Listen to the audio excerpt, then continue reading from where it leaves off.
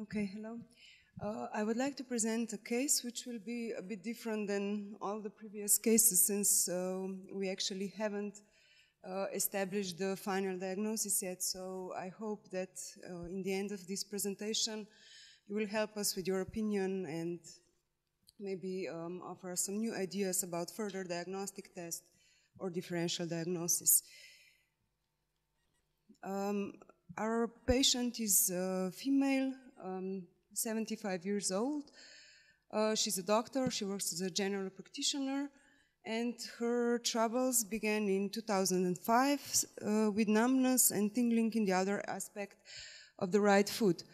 After a few months, similar symptoms appeared in her left foot, and in the following years, there was subtle spreading of this numbness and band-like feeling to the calves, reaching the thighs in the year 2012.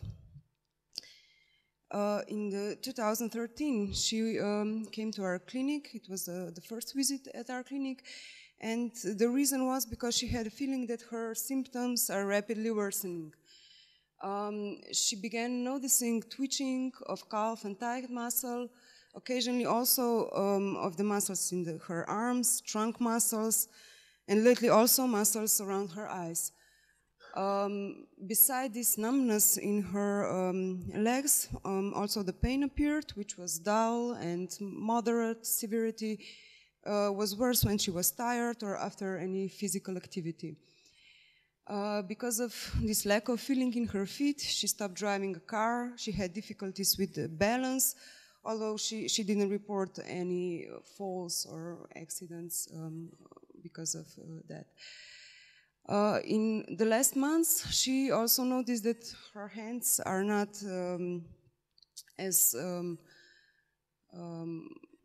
are more clumsy, and she had difficulties with writing, buttoning her shirt.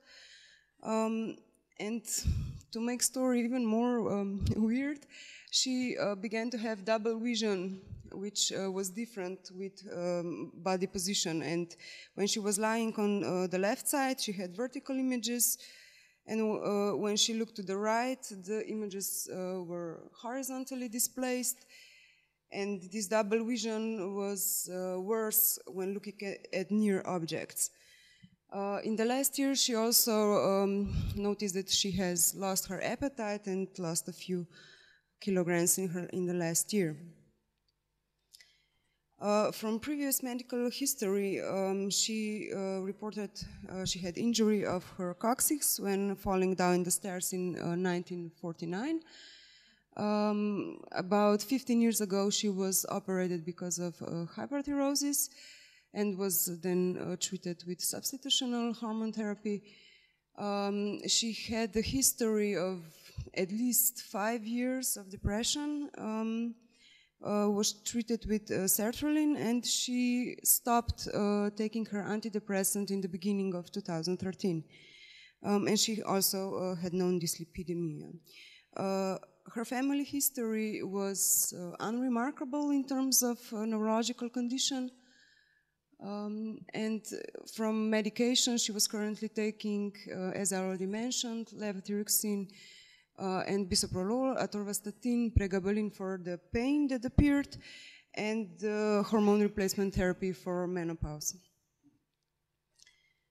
On the examination in the beginning of this year, we noticed that her mood is quite lowered. She was really worried and stressed about all those problems happening to her, anxious. Otherwise, there were no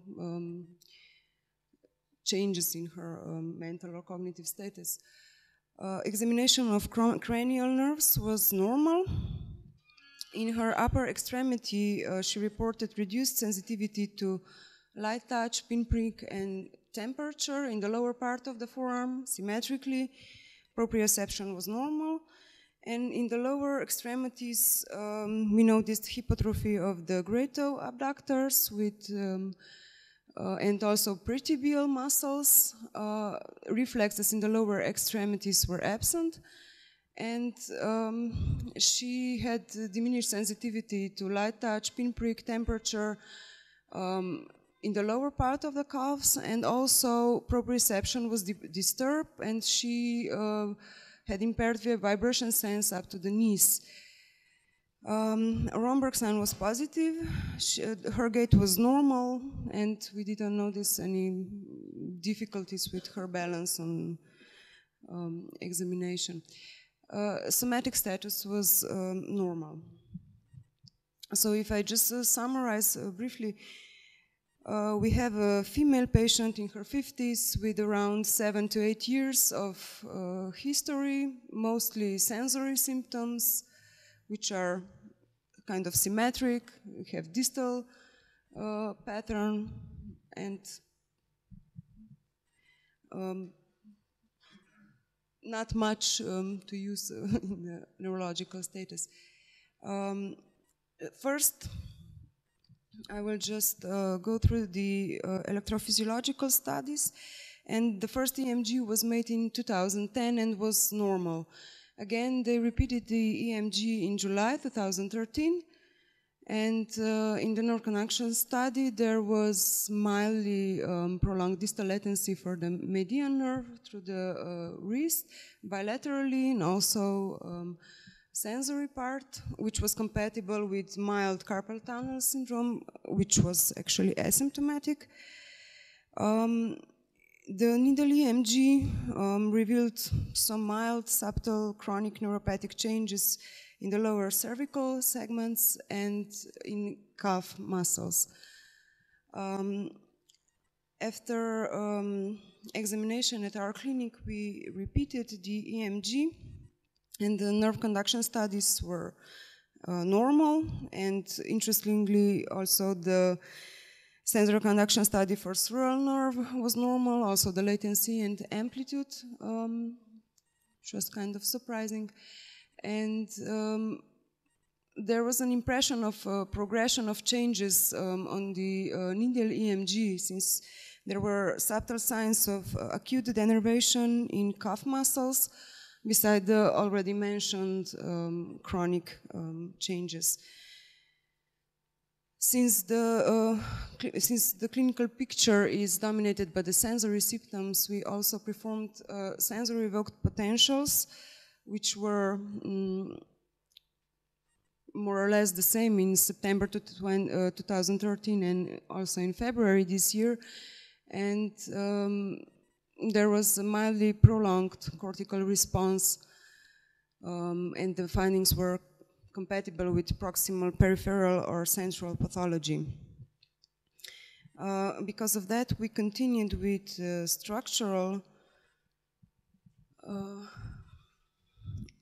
diagnostic, and MRI of her head was unremarkable, besides mild atrophy. In her cervical spine, there was some osteochondrosis described without compression of nerve roots or signs of myelopathy. In her thoracic spine, as you can see here, these are congenital malformation of thoracic vertebra, which, as the radiologist evaluated, doesn't cause any problems, and this is epidural fat deposition. It comes from the thoracic level 3 to 7, and there's no sign of myelopathy or compression of any nerve root. Also, the lumbosacral spine imaging was normal. From the laboratory test, complete blood count, sedimentation rates, CRP, kidney and liver function tests were normal. She had mild macrocytosis, but vitamin B, folate, and homocysteine methylmalonic acid were normal, as well as copper and ceruloplasmin levels. She was evaluated also by rheumatologists, and they didn't find any signs of any rheumatic or also the basic screening tests were normal. She had mildly elevated creatine kinase, which was the highest level was 5.8. Thyroid function was normal. Serum and urine monoclonal immunoglobulin were negative. We also performed the skin biopsy, and the results were normal because the average number was appropriate for her age. So after all the investigation, we still weren't sure actually how would we, where would we put all these multiple troubles that she was describing. And if I'm just going to go through these thinkings, answers, maybe if you have any comments, you may add them. Since the pain and all the dysesthesia, paresthesia were dominating, if we would think about small fiber neuropathy, it would be strange that there was no autonomic dysfunction and normal skin biopsy. From etiological point of view, all the listed conditions come into play. However, she had no signs of diabetes. Her thyroid function was normal. She had no signs for any gastrointestinal difficulties for celiac disease. And as I already mentioned, the rheumatologic screening was normal for paraneoplastic syndromes. The duration of problems is too long. So we didn't come any far here. However, in neurological examination, we also have signs for large fiber dysfunction, and absent reflexes are consistent with it. And also in the EMG, we have signs of acute and chronic denervation in leg muscles. However, normal nerve neurography is pointing in the other direction. From etiology possibilities, we tested for B12 deficiency, which was normal, and also for other conditions, as I already mentioned. Could this be a myelopathy? It is also possible that we have myelopathy with normal spinal MRI, and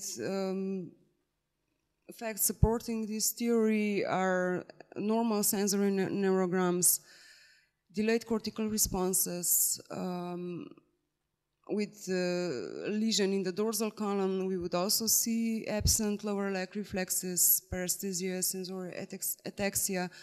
However, we don't have any usual sensory level for spinal cord disorders, and it's strange that we have difficulties with hand without any signs on the trunk. We have no signs of pyramid tract dysfunction. And etiological possibilities are more or less the same as I already mentioned, and we didn't find any of those in our patient. And as the last possibility, and probably not to be overlooked, it's depression. So it's, I guess, getting worse in this patient, again, after stopping the antidepressant treatment. However, there are still some objective findings in our patient that we cannot overlook. So that would be all. Thank you.